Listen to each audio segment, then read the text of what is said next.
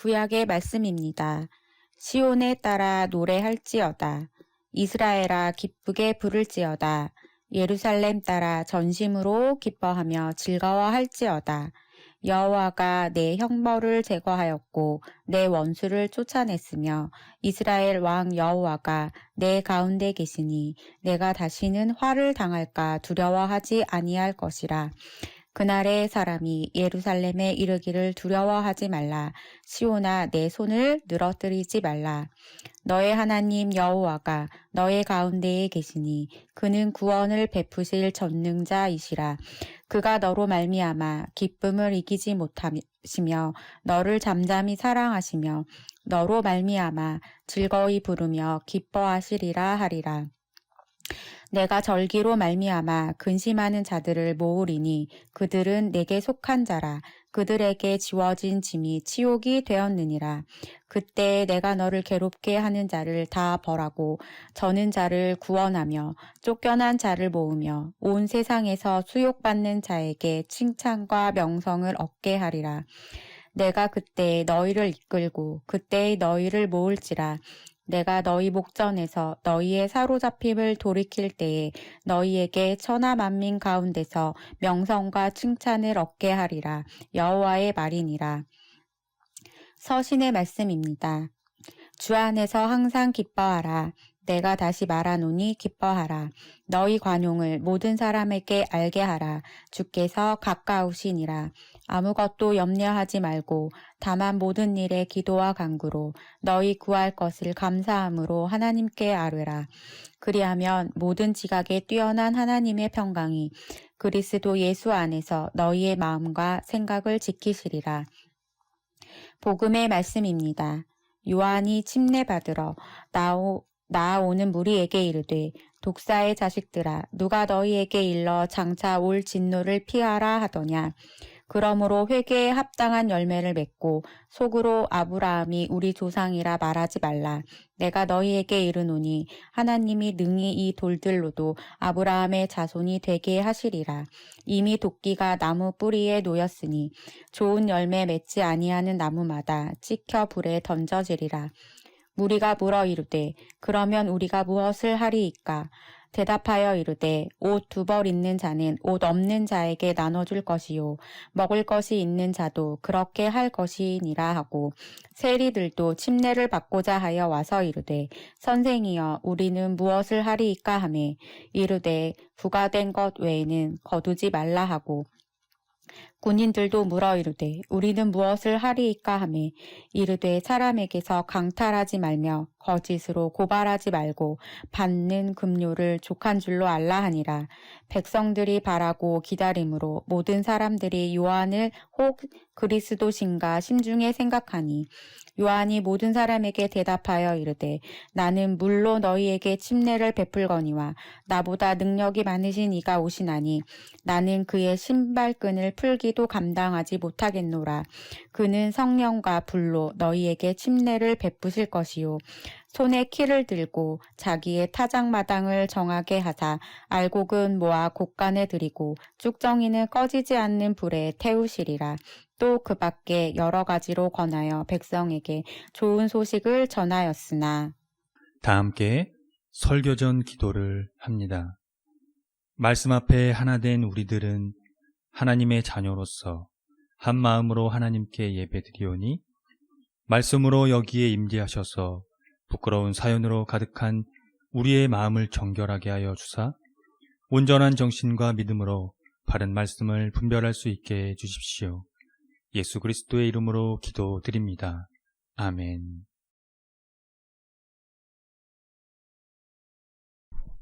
하나님 우리 아버지와 주 예수 그리스도께서 은총과 평화를 여러분에게 내려주시기를 빕니다. 우리가 가지고 있는 성서의 속성은 종말론적이라고 할 수 있습니다.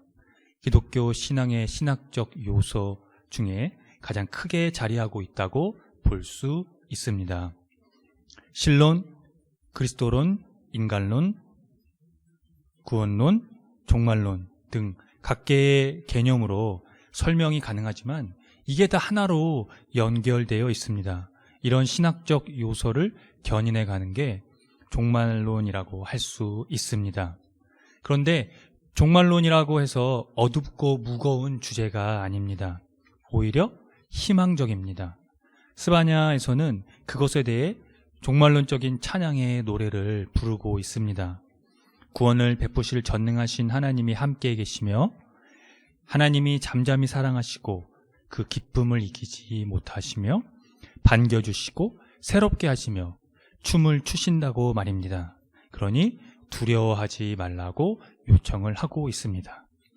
기독교에서 종말론은 예수 그리스도를 근거로 합니다. 그를 근거로 할 때 종말은 재림이 됩니다. 예수님의 다시 오심입니다. 그런데 자세히 들여다보면 교회가 예수님의 재림에 관심이 별로 없습니다. 교회력이 외면받고 있는 것만 봐도 알 수 있습니다.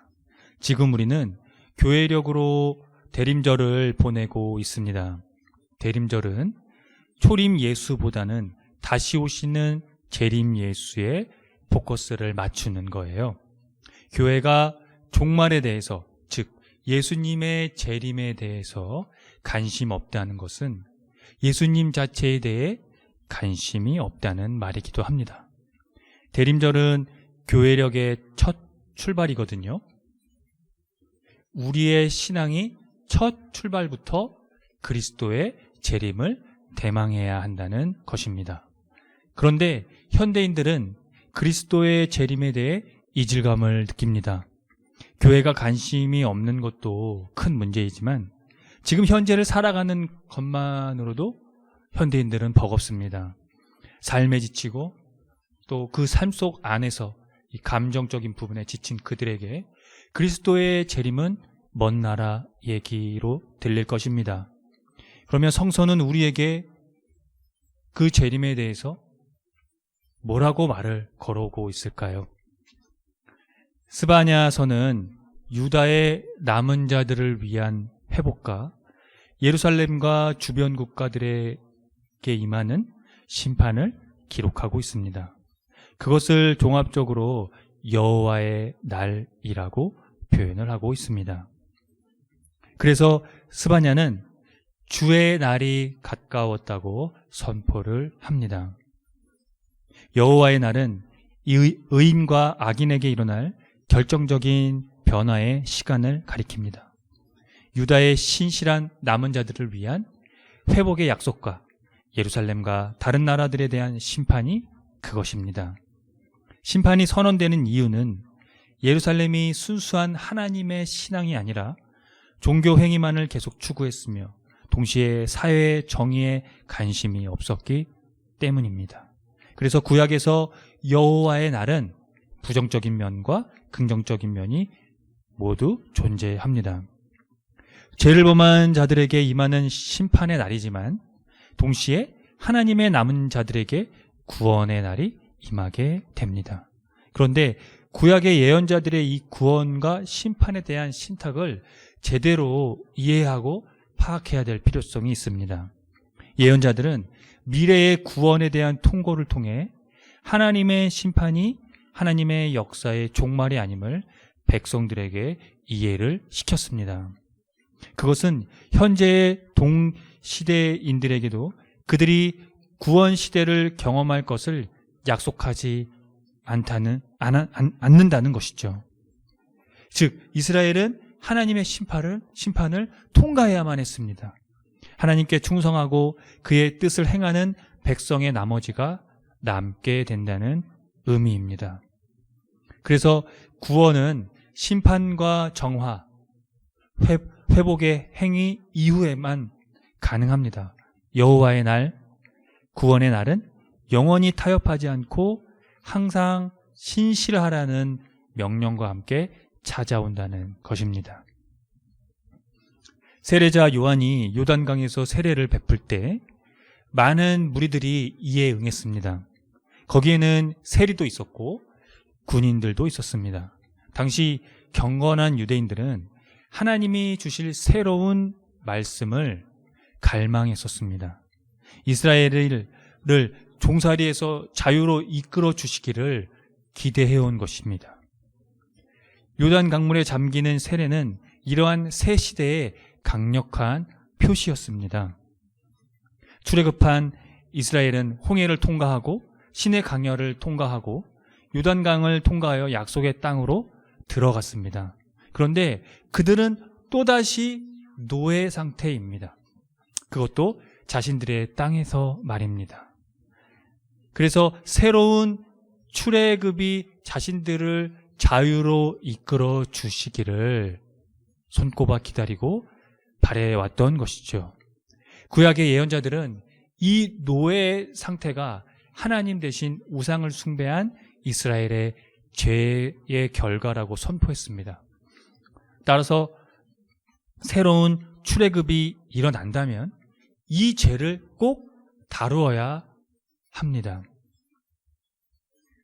노예에서 벗어나는 길은 마음과 영혼을 하나님께 돌아가는 것이라고 예언자들은 하나같이 말하고 있는 것이죠. 그것이 바로 회개입니다. 그런데 요한은 세례를 받으러 나오는 군중을 거칠게 질책합니다. 그의 질책은 세례만 받기만 하면 회개의 뚜렷한 열매가 없이도 다가오는 심판을 모면할 수 있다고 잘못 생각한 사람들에게 향합니다. 아브라함의 후손이라고 해서 삶을 변화시키지 않는 이들에게 심판을 모면하게 해주는 보장은 없다는 것이죠. 그래서 모든 사람이 회개해야 된다는 것이 그의 핵심이었습니다. 회개는 돌아서는 것을 의미합니다. 악인의 삶에서 의인의 삶으로 돌이키는 것을 가리킵니다. 그것을 누가복음 기자는 회개에 합당한 열매라고 했습니다. 회개에 합당한 열매는 구약의 이웃을 사랑하라는 계명에서처럼 가난한 사람의 필요에 구체적으로 응해야 하고 그 사랑은 정의를 바탕으로 실현되어야 합니다. 또한 무력을 사용해 정의를 짓밟는 행위를 멈춰야 합니다. 구약에서의 항상 신실하라는 요청이 회개에 합당한 열매를 요구하고 있습니다. 성서에서 말하는 구원과 심판을 직시하는 삶의 태도를 가리키는 것이죠. 바울은 빌립보서에서 종말론적인 그 삶의 태도에 대해 이렇게 말한 바 있습니다. 주께서 가까우시니라. 사랑하는 성도 여러분, 구원과 심판이 우리의 삶에 놓여 있습니다. 여러분이 구원과 심판이 되시는 예수 그리스도의 세례에 참여했다는 것을 잊지 마십시오. 그것은 생명에 대한 위대한 신비이자 새로운 출애굽에 동참했다는 증거입니다. 거기에 동참한 사람은 하나님의 참된 이스라엘이고 세상에 비치며 하나님의 정의를 세상에 드러내는 사람이 되기로 헌신한 이들입니다. 그래서 그들에게 주께서 가까우시니라는 두려움이 아니라 희망이 됩니다. 함께 기도하겠습니다.